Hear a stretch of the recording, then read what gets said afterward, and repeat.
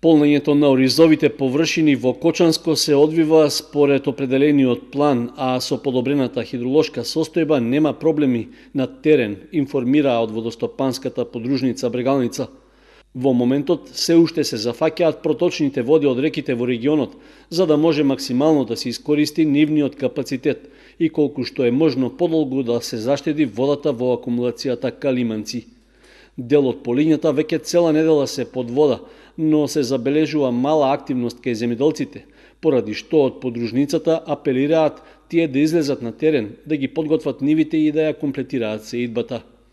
Веќе има наполнето околу 1/3 од површините во местноста Средорек, за што се користи водата од зафатот на Кочанска река.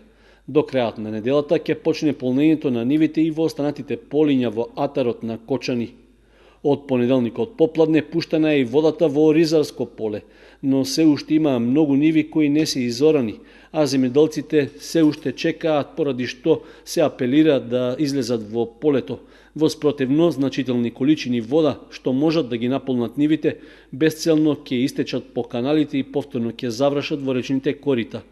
Во наредните денови и во атарот на Мојанци треба да се зафати проточната вода кај така наречениот Шакирски бент, иако и таму земјоделците доцнат со подготовките на нивите за сеидба.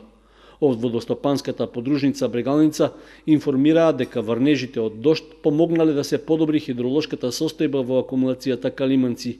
Таму во моментот има нешто под 100 милиони метри кубни вода, а таа најверојатно ќе почне да се користи после 1 мај.